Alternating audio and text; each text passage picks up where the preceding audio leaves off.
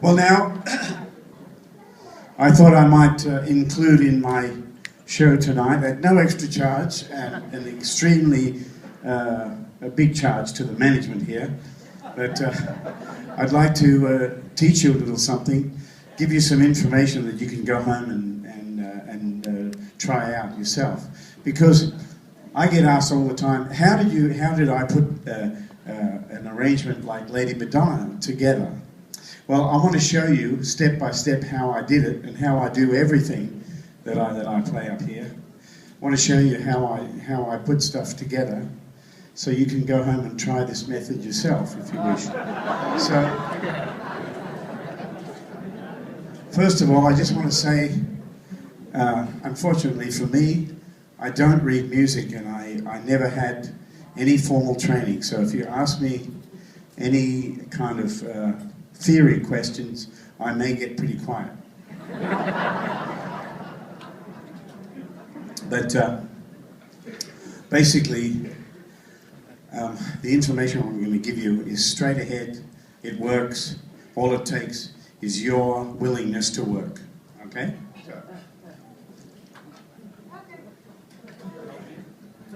So when you're approaching something as complicated as Lady Madonna, you have to first know what your mission is. So my mission is that I wanted to play the piano part and the singing part at the same time. That was my mission. I wanted to be able to go, and then right, I wanted to be able to play both parts at the same time while learning 2 Oriental languages. And so how do you do that? The answer is simple. Very slowly. Okay? You got to do everything really slowly. And I'll tell you what, you'll have to, because you can't play it fast yet. You know, you've got to say it really slowly. So, that's what I wanted to do. I wanted to be able to play the piano part, the riff, and the melody at the same time. So, you can't work the 2 parts out and then put them together. You have to work out everything at once, bar by bar. Okay? So, you start out like this.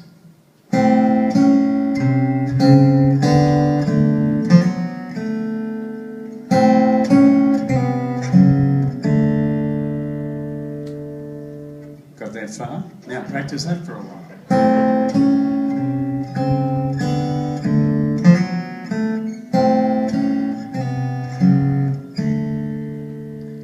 Okay, then you move on to the next part. You work out the next part.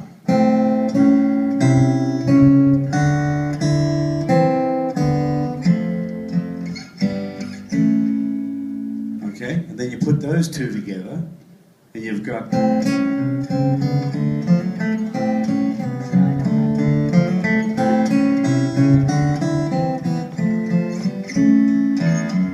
you do that again, and you keep practicing that until you get that far. Then you'll move on to the next part.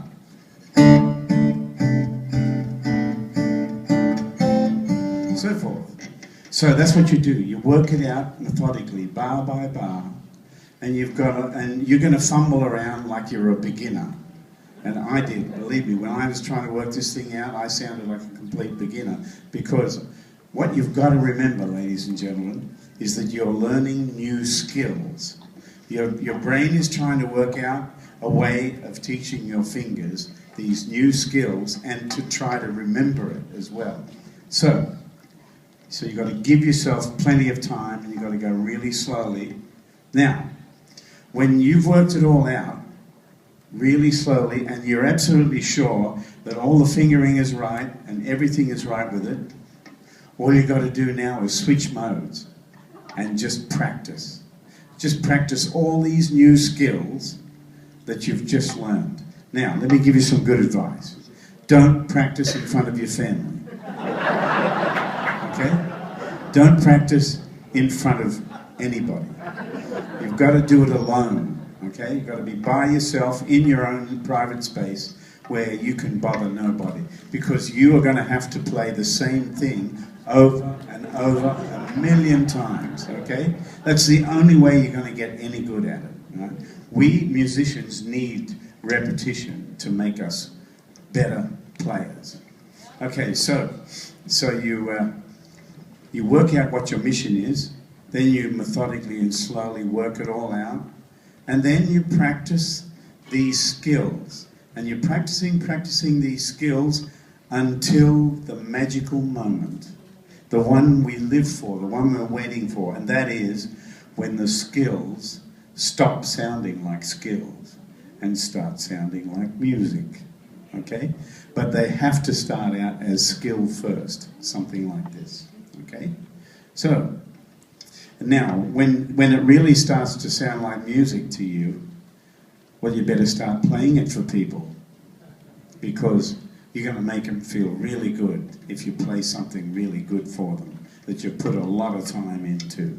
So you put that work in, get it to that stage, then you start playing it for people. And that's how I approach everything. I work out well, first of all, if I'm writing a song, then I compose the song and put it all together, and then I just practice it, and I don't play anything else. I just play that new piece until I can play it to satisfy myself. And I found that that's the best method. And you've got to take it really slowly. Now, when you've practiced those skills, like I was saying before, they turn into music. But what happens is you forget all about the skill. You forget all that because you don't need to think of it anymore. You've done it enough, your brain's in charge. Your brain does it, your hands just do it, okay? So when I play Lady Madonna for you tonight, I'm not thinking at all about the skill of what I'm doing. What I'm thinking about and trying to pour all my energy and my emotion into making the music feel good, right? That's what it's about. Music is all about feeling. And so I try to think like a singer. When I'm playing this song, I concentrate on trying to make the singing part sound good, because I don't have to worry about the rest of it. I've already practiced it. So, Lady Madonna, jumping at your feet, holding hand baby slowly, find the money.